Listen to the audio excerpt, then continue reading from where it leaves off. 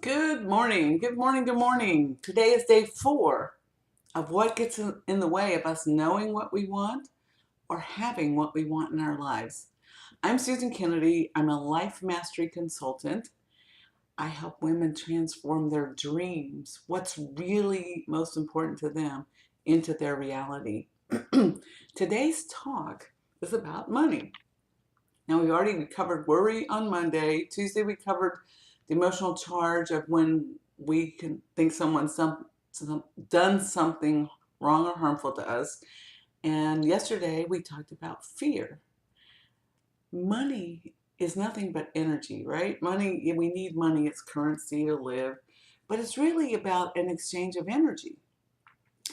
So, money, give and take, give, receive, is all one end of the same cycle. So it's like if you don't have money, the money's here. You just haven't mastered the the calling it forward for you because it's here for you. There is enough money for everyone. So that I don't want to argue the esoteric things here. The important things I want to share. Um, when you think you want something and you look at your bank account and you go, I can't even think about wanting that because it's not possible. You shut down your desire that came up from the divine. So um, when you have a desire, the way of bringing it about into your life is there. You're just not seeing it. Um, your bank account has nothing to do with living a life you love. You may argue with me on that, but the truth is there are many people living a life they love um, with no money in the bank. It just depends on what it is that you really want.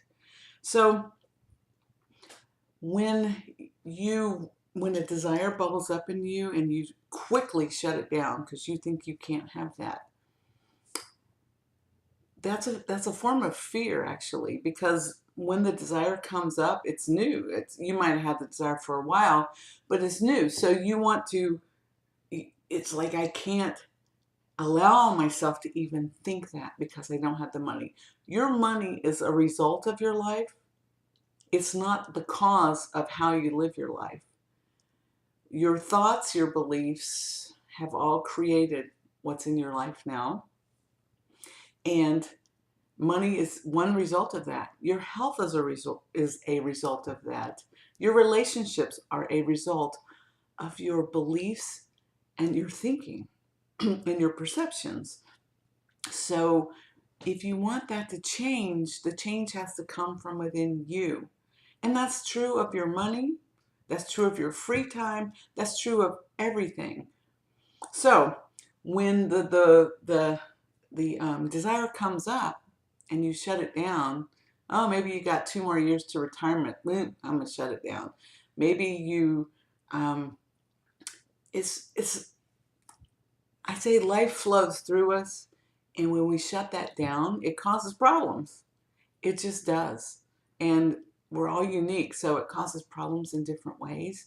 I mean, for me, when I shut mine down, it caused me anger and resentment, and then I almost lost my marriage. So I don't know what it's doing for you in your life. Some people um, manifest health issues. Some people manifest pain. We're all different.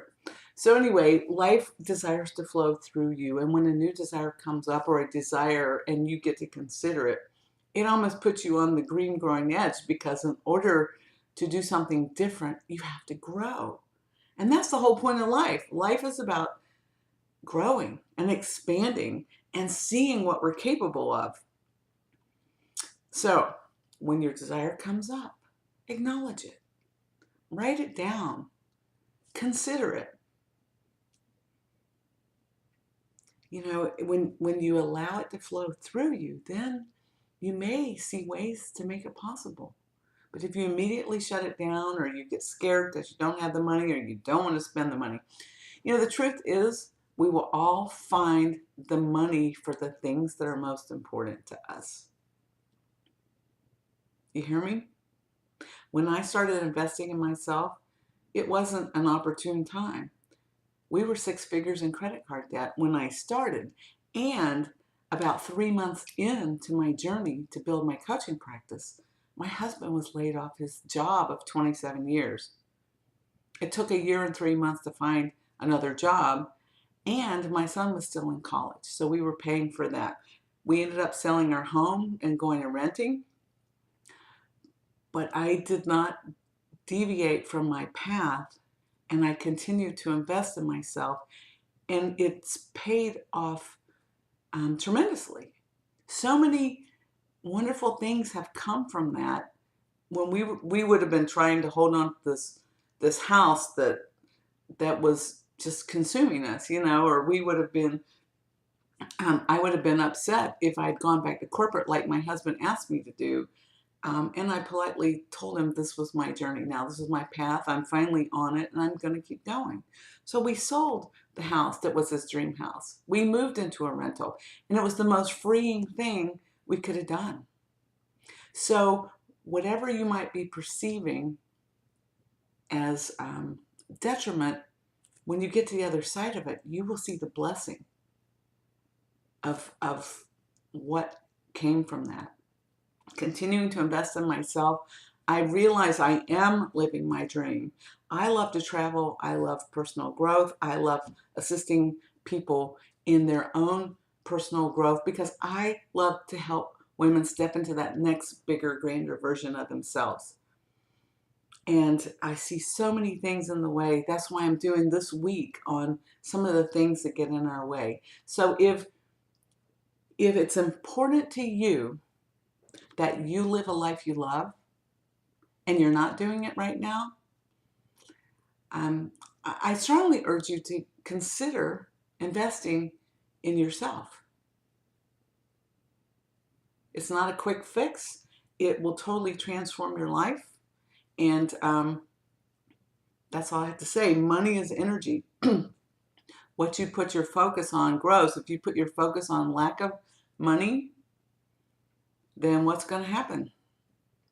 It's just going to get worse. If you put your focus on what you want in your life, if you want more money freedom, if you want more time freedom, and we can focus on that, that's the investment you make in yourself, is to get the consistency over time, the coaching around it, and bridging that gap from where you are now to where you'd love to be. So anyway, I've been long enough on money. If I can help you in any way, get in touch with your dream if you don't know what it is. If I can help you hone your dream, if you sort of know what it is, I would love to offer you a 45-minute strategy session where we see exactly where you are now. It's the good, bad, and ugly of it, where you'd love to be, and what it will take to bridge that gap. Just reach out to me. And if you think someone needs to hear this message, please share it. Anyway, until tomorrow, we got one more tip on what's in the way, and I honestly can't remember exactly what it is, but I promise it'll be good, and I will see you tomorrow.